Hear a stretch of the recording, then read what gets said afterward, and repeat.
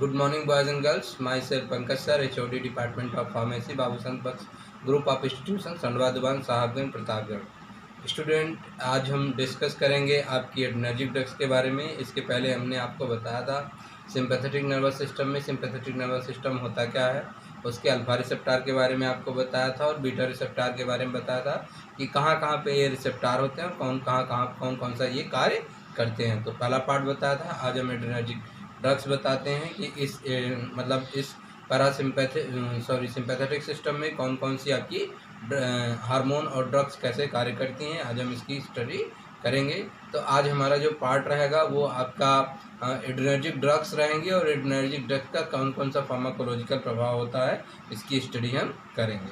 तो चलिए हम अपने टॉपिक्स पे चलते हैं। आइए देखते हैं। तो स्टूडेंट देख लीजिए, यहाँ पे लिखा है सिंपैथेटिक ड्रग्स और एडर्नर्जिक ड्रग्स। तो इसके पहले हम इंट्रोडक्शन आपको इसका बता चुके हैं। यहाँ पे हम जो डिस्कस करेंगे, यहाँ पे हम नोमेनक्लेचर की डिस्कस करेंगे और नोमेनक्लेचर के बाद फिर हम उन मेडिसिन का कौन सा फार्माकोलॉजिकल एक्शन है उसके हिसाब से हम उसकी स्टडी करेंगे। तो चलिए, यह सबसे पहले हम अपना क्लासिफिकेशन देख लेते हैं। तो यहाँ पे जो क्लासिफिकेशन किया गया है, on the basis of presence and absence of catechol nucleus, यानी जिसमें कैटाकॉल न्यूक्लियस रहेगा वो मेडिसिन हमने एक क्लास में रखी है और जिसमें कैटाकॉल न्यूक्लियस नहीं रहेगा उस मेडिसिन को हमने अलग क्लास में रखी है। अब प्रश्न ये उठता है कि अब कैटाकॉल न्यूक्लियस क्या होता है। तो कैटाकॉल न्यूक्लियस कुछ नहीं होता।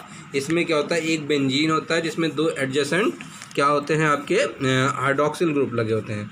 जैसे ये है आपका एक बेंजीन है, इस बेंजीन में क्या हो गया कि आपके यहाँ पे हाइड्रॉक्सिल ग्रुप और यहाँ पे हाइड्रॉक्सिल ग्रुप, दो एडजेसेंट हाइड्रॉक्सिल ग्रुप बेंजीन पे लगे हों तो उसी को हम क्या बोलते हैं, कैटाकॉल न्यूक्लियस। तो यहाँ पे हमारी जो क्लास है वो पहला क्लास है आपका कैटाकोलामाइंस, मतलब इसमें आपके बेंजीन होगा और दो एडजेसेंट आपके हाइड्रॉक्सिल ग्रुप होंगे। दूसरा होगा नॉन कैटाकोलामाइंस, इसमें क्या होगा कि आपके कैटाकोलामाइन का न्यूक्लियस नहीं होगा। तो इसमें आप देख लीजिए कौन कौन सी मेडिसिन है। सबसे पहले है आपकी एड्रेनालिन है, नॉरएड्रेनालिन है, डोपामिन है और आइसोप्रेनालिन है। ध्यान दीजिएगा कि कुछ आपकी ड्रग्स हैं जो येलो कलर में कलर की गई हैं और कुछ ऐसे ही हैं। तो जो येलो कलर में की गई हैं इसका ये मतलब है कि वो आपकी फार्मास्यूटिकल केमिस्ट्री सेकंड में भी वो ड्रग आपको पूछी जाएंगी, उनका स्ट्रक्चर नोमेनक्लेचर पूछा जाएगा। और एड्रेनालिन में स्टार बना है, आइसोप्रेनालिन में यहाँ ऊपर स्टार बना है। इस स्टार का मतलब है कि इसका स्ट्रक्चर और नोमेनक्लेचर भी पढ़ना है। तो ये आपका कैटाकोलामाइंस हो गया, adrenaline, noradrenaline, dopamine and isoprenaline. दूसरा हो गया आपका जो बी वाला क्लासिफिकेशन है वो क्या है, नॉन कैटाकोलामाइंस, यानी इसमें कैटाकॉल न्यूक्लियस नहीं होगा। तो इसमें कौन कौन सी हैं, आपकी इफेड्रिन है, एम्फीटामाइन है और आपकी स्यूडोइफेड्रिन है और स्यूडोइफेड्रिन हाइड्रोक्लोराइड है और ये आपका मेथाइल एम्फीटामाइन है और एम्फीटामाइन है और फिनाइल एफेरिन है। तो ये आपकी मेडिसिन है। तो इन मेडिसिन को आपको स्टडी करना है। जो येलो कलर में है इनका स्पेशली आपको फार्मास्यूटिकल केमिस्ट्री में भी इसकी स्टडी करनी है। तो यहाँ जो इसको यूजेस रहेगा उसको हम वहाँ पे भी इसका स्टडी करेंगे।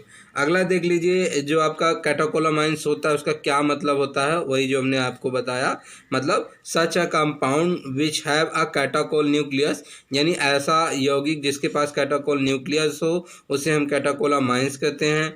और कैटाकोल न्यूक्लियस हम किसे कहते हैं, उसे कहते हैं जिसमें एक बेंजीन रिंग हो, benzene ring with to adjacent hydroxy group and an amino group containing in the side chain, यानी एक बेंजीन रिंग हो और उस बेंजीन रिंग में दो हाइड्रोक्सी ग्रुप एडजेसेंट पोजीशन पे हो और इसमें एक साइड चेन हो और साइड चेन में क्या हो, अमीनो ग्रुप हो, इसे हम कैटाकोलामाइंस कहते हैं। नॉन कैटाकोलामाइंस किसे कहते हैं, उसमें क्या होता है, लैक ऑफ हाइड्रोक्सी ग्रुप, उसमें क्या होता है, हाइड्रोक्सी ग्रुप एब्सेंट होता है। तो ये हमारा था कैटाकोलामाइंस और नॉन कैटाकोलामाइंस। अब हम थोड़ा सा इनकी कार्य के हिसाब से इनका देख लेते हैं कि यह कैसे कार्य करते हैं, उसके हिसाब से इनकी मेडिसिन है फार्माकोलॉजिकल एक्शन के आधार पे। तो पहला क्या है, रेजिंग ऑफ ब्लड प्रेशर। कौन सी हैं जो ब्लड प्रेशर को बढ़ाती हैं, तो वो है आपकी नॉरएड्रेनालिन है। सीएनएस स्टिमुलेंट का मेन जो काम करता है वो कौन सी है, आपकी एम्फीटामाइन है। और आपकी स्मूथ मसल रिलैक्सेंट में है आपकी एड्रेनालिन, सल्ब्यूटामॉल है। और आपकी एलर्जिक रिएक्शन में जो काम करती है वो आपकी एड्रेनालिन और इफेड्रिन है। और आपकी वैसो कॉन्स्ट्रिक्शन के लिए जो जिम्मेदार है वो है आपकी एड्रिनल है, नेफाजोलिन है और फिनाइलफेरिन है। और आपकी जो सप्रेसिंग ऑफ एपेटाइट यानी जो भूख को सप्रेस करती है वो क्या है, फेनटेरामाइन। तो ये है मेडिसिन, अलग अलग फार्माकोलॉजिकल एक्शन है इनके, तो ये इनके आधार पे हमने अलग अलग इनको किया है। तो इनका जैसे वैसो कॉन्स्ट्रिक्शन में आपका नेफाजोलिन है तो ये वेसल्स को क्या करता है, कॉन्स्ट्रिक्ट कर देता है, इसलिए ये नेफाजोलिन आपके नेजल कंजेशन में बहुत ही उपयोगी है।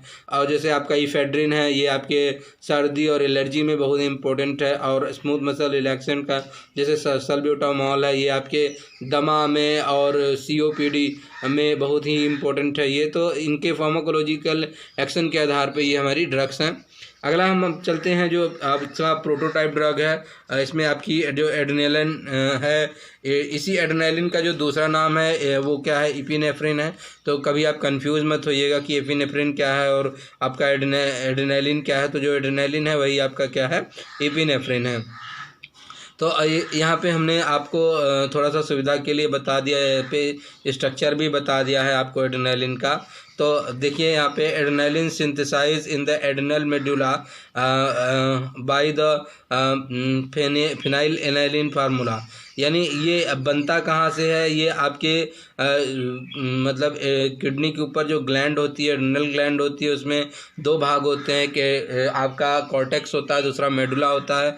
तो जो मेडुला वाला पार्ट है वहीं से ये सिंथेसाइज होता है और फिनाइलएलानिन जो हमारा एक अमीनो एसिड है उसी पेरेंट मॉलिक्यूल से ही हमारा ये एड्रेनालिन का निर्माण होता है।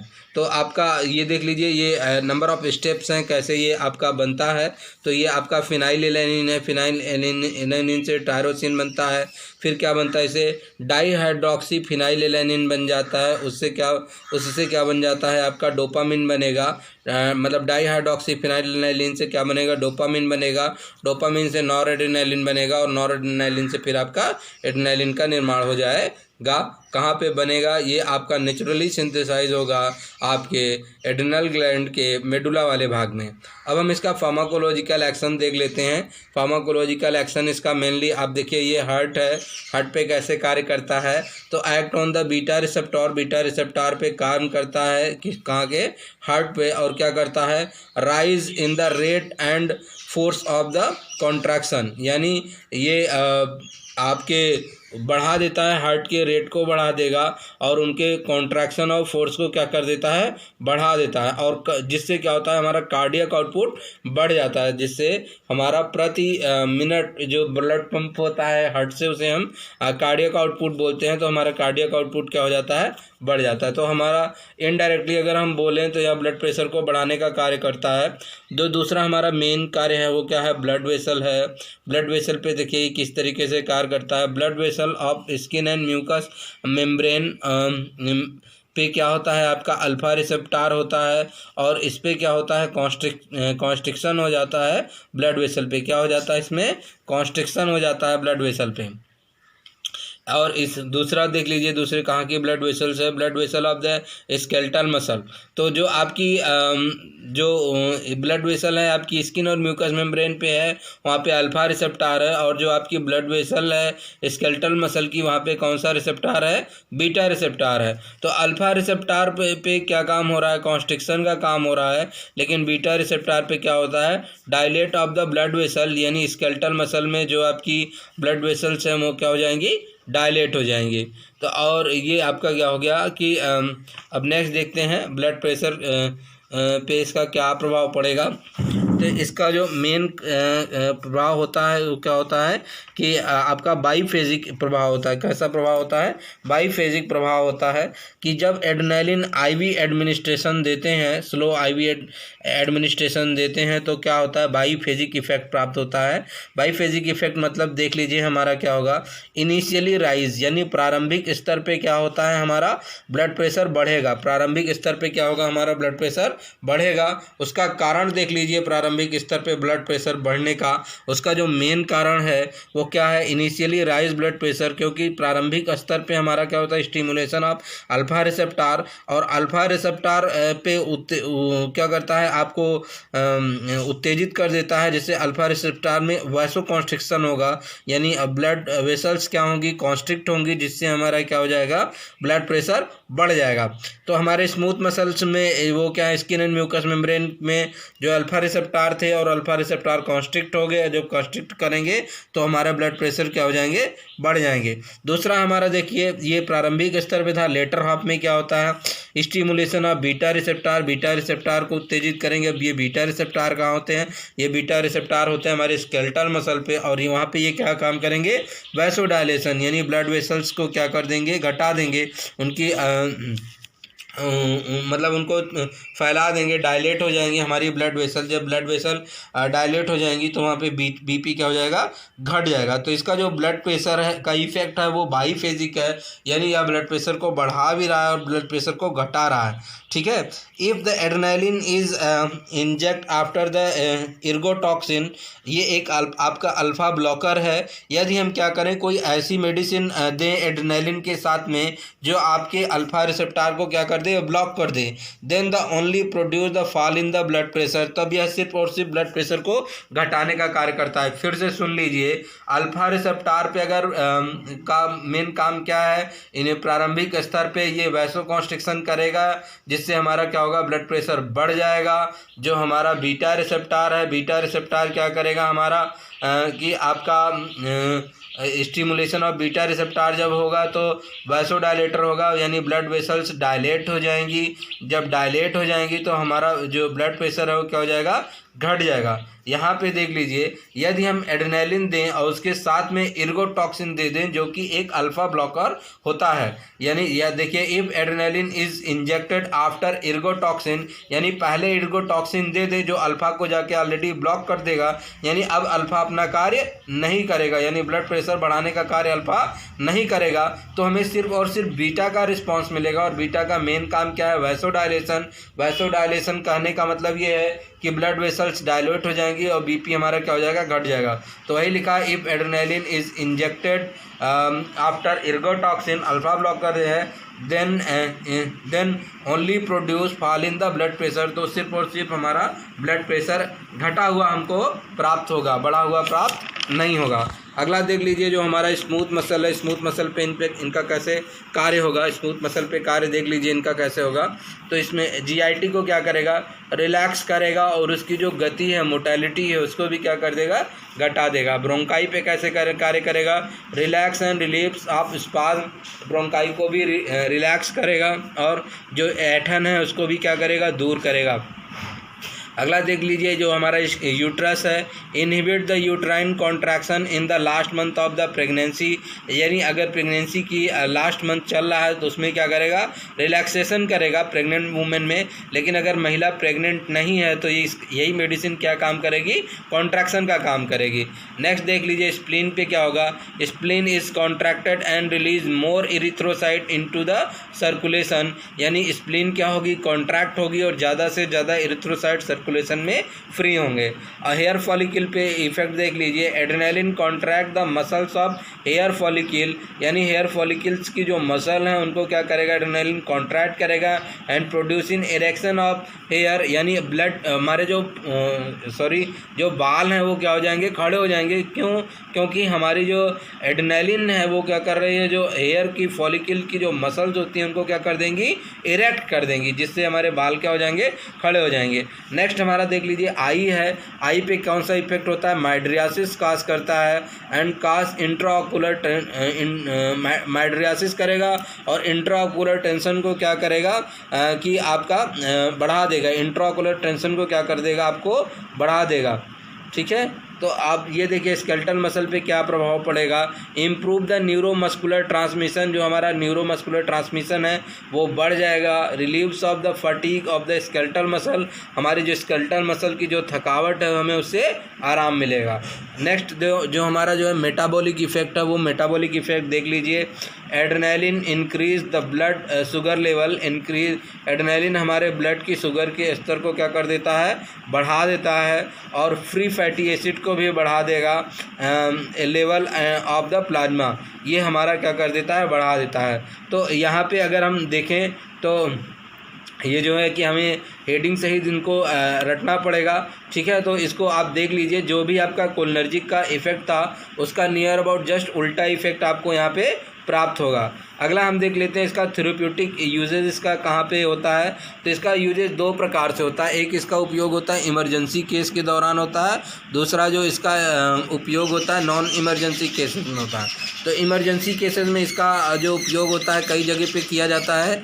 तो इमरजेंसी केसेस में देख लीजिए कहाँ पे होता है, ये ब्रोंकोडायलेटर हैं, यानी जो हमारी फेफड़े हैं, फेफड़े में जो हमारी ब्रोंकाई हैं उनको क्या कर देता है, डायलेट कर देता है। इन द ब्रोंकियल अस्थमा, किस केस में, जब ब्रोंकियल अस्थमा हो या ब्रोंकाइटिस हो, ब्रोंकाई में क्या हो गई हो, सूजन आ गई हो, उस केस में ब्रोंकोडायलेटर का कार्य करता है, अर्थात हमारी वायु नाल को खोलने का कार्य करता है, जिससे हमारा एयरवे क्या हो जाएगा, खुल जाएगा और हमें क्या होगी, सांस लेने में आसानी हो जाएगी। सबसे पहले आप जान लीजिए कि दमा या अर्थात अस्थमा होता क्या है। तो अस्थमा क्या है, एक हमारा एयरबॉर्न डिजीज़ है। एयरबॉर्न डिजीज़ कहने का मतलब है कि जब कोई भी फॉरेन पार्टिकल वाया एयर के द्वारा हमारे ट्रैकिया में या ब्रोंकाई में पहुंचता है, तो उसमें जो फॉरेन पार्टिकल्स होते हैं बहुत छोटे छोटे, वो हम उसमें दीवारों पे पहुंच जाते हैं और हमारा जो प्रतिरक्षा तंत्र है उसके विपरीत कार्य करेगा, उससे बचाने का कार्य करेगा। तो वो अपने आप को क्या कर लेगा, कॉन्ट्रैक्ट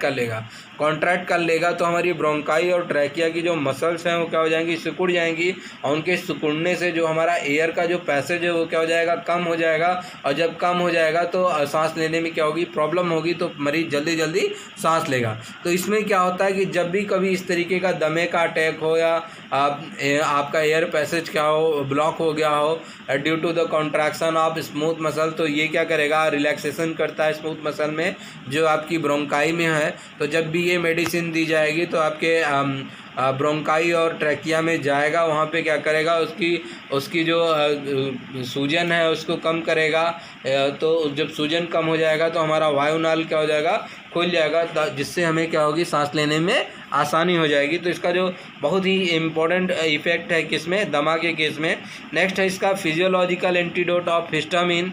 हिस्टामिन क्या है, हिस्टामिन हमारा एक मैसेंजर है, न्यूरोट्रांसमीटर जैसा ही, और ये एक क्या है कि बायोजेनिक एमीन है। इसमें क्या होता है कि जब ये बढ़ जाता है तो एलर्जी की केसेस होती है, शरीर खुजाने लगता है, शरीर में चकत्ते पड़ जाते हैं, या जब भी कोई मेडिसिन का एलर्जी होता है या कहीं भी खुजाहट होती है, किसी कोई भी एलर्जी होती है, उसका पीछे जो मेन रीज़न होता है वो सिर्फ और सिर्फ हिस्टामिन होता है। और तो वो हिस्टामिन को ये डायरेक्टली कम करने के लिए एज अ एंटीडोट कार्य करता है। तो जब भी कभी बहुत ज़्यादा वाली क्या हो जाए कि आपको एलर्जी हो जाए, उस केस में आपको एंटीडोट के रूप में ये हिस्टामिन दिया जाता है।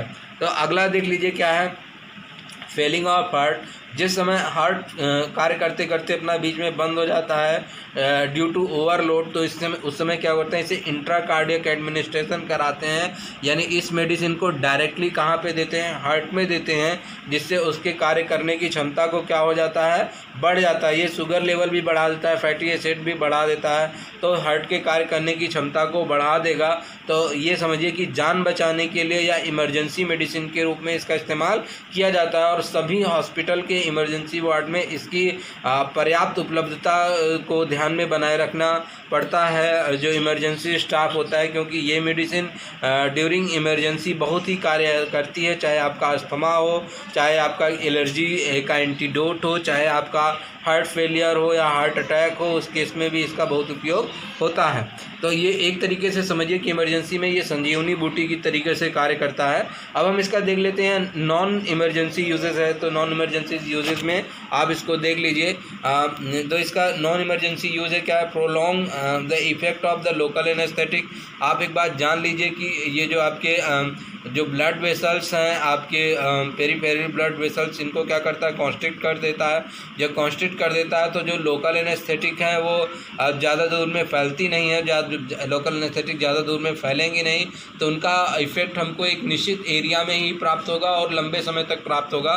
तो ये लोकल एनेस्थेटिक के कार्य को और अच्छा बनाने के लिए, यानी उसका जो इफ़ेक्ट हो वो लोकली ही, मतलब जिस एरिया में अप्लाई किया जा रहा हो वहीं प्राप्त हो, क्योंकि ये जो आपका एड्रेनालिन है ये आपके जो पेरीफेरली ब्लड वेसल्स हैं उनको कॉन्स्ट्रिक्ट कर देता है, तो लंबे समय तक लोकल एनेस्थेटिक का प्रभाव प्राप्त होता है तथा एक निश्चित एरिया में ही हमको इसका प्रभाव प्राप्त होता है। अगला देख लीजिए जो है आपका कि to control the haemorrhage by the producing of the vasoconstriction, जब कभी भी चोट लग जाए और ब्लड लॉस ज़्यादा होने लगे उस केस में भी एड्रेनालिन जब दे देते हैं तो क्या करता है कि ब्लड वेसल्स को कॉन्स्ट्रिक्ट कर देता है, यानी सिकोड़ देगा जब ब्लड वेसल्स को, तो उसमें जो ब्लड लॉस है वो क्या होगा, थोड़ा कम से कम लॉस होगा। जब कम से कम लॉस होगा तो उस केस में इमरजेंसी में बहुत ही यूज़फुल है। अगला देख लीजिए जो नॉर एड्रेनालिन है उसका जो उपयोग है कहाँ पे होता है, elevation of BP in case of shock, कोई भी शॉक लग जाए और ब्लड प्रेशर ना बढ़ रहा हो उस समय नॉर एड्रेनालिन का इस्तेमाल होता है। Rarely use at present time, मतलब अब इस समय इसका इस्तेमाल जल्दी नहीं किया जाता। अब दूसरा इसका जो मेडिसिन है वो देख लीजिए आइसोप्रेनालिन है। आइसोप्रेनालिन का जो मेन काम क्या है, ये एक ब्रोंकोडायलेटर के रूप में इसका इस्तेमाल करते हैं इन द केस ऑफ दमा। दमा मैंने आपको पहले ही बताया था कि आपकी एयरवेज डिजीज़ है, आपकी जो ब्रोंकाई हैं और ट्रैकिया है वो एयरवेज क्या होता है, सिकुड़ जाता है, जिसमें पर्याप्त मात्रा में ऑक्सीजन उपलब्ध नहीं हो पाता है। तो ये आपको जब ब्रोंकाई को जब डायलेट कर देगा, यानी आपका वायुनाल जब चौड़ा हो जाएगा तो आपका एयरवे खुल जाएगा, जिससे हमें दमा में काफ़ी रिलीफ मिलेगा। नेक्स्ट देख लीजिए कार्डियक स्टिमुलेंट, ये हार्ट को उत्तेजित करने का कार्य करता है और तो ये हार्ट जब ब्लॉक हो जाता है उस केस में भी इसका उपयोग किया जाता है। नेक्स्ट देख लीजिए डोपामिन का, तो डोपामिन क्या करता है, आपको बीपी को बढ़ाता है in case of shock and treatment of parkinsonism in form of levodopa, यानी लीवोडोपा का इस्तेमाल करके पार्किंसोनिज्म में इससे इलाज किया जाता है। तो अभी जितना भी मैंने आपको दिखाया एक बार मैं फिर से आपको दिखा देता हूँ ताकि आप उनका स्क्रीनशॉट ले सकें और उसका नोट बना सकें। ये इम्पोर्टेंट है, फार्माकोलॉजी में पूछा जाएगा, तो आप इसको देख लीजिए अच्छे से, और कहीं से भी कोई समस्या आती है तो आप उसको मुझे बताइएगा। तो अभी ये देख लीजिए आप, ये आपके 3 पेजेस हैं, तो ये बहुत ही इम्पोर्टेंट है एग्ज़ाम के दृष्टिकोण से, और ऐसे ही आपको ये पता भी होना चाहिए कल को अगर आप एज अ फार्मासिस्ट इमरजेंसी में काम कर रहे हैं तो किस प्रकार ये मेडिसिन इमरजेंसी में काम आती हैं, एड्रेनालिन क्यों इमरजेंसी में रखा जाता है, इससे आपको काफ़ी हेल्प मिलेगा जब आप हॉस्पिटल में कार्य करेंगे। और जो दमा में जैसे आपकी बहुत सी सल्ब्यूटामॉल है और इस तरीके की मेडिसिन दी जाती हैं, तो आपको क्लास के से पता चलेगा कि कौन सी क्लास की मेडिसिन है और कितना इसका उपयोग किया जा रहा है। तो अभी आप इसको पढ़िए, कोई भी प्रॉब्लम होगी तो आप मुझसे पूछ सकते हैं। अभी हमने आपको सिर्फ कैटाकोलामाइन्स बताया था, नॉन कैटाकोलामाइन्स मैं आपको नेक्स्ट क्लास में बताऊंगा। Thank you.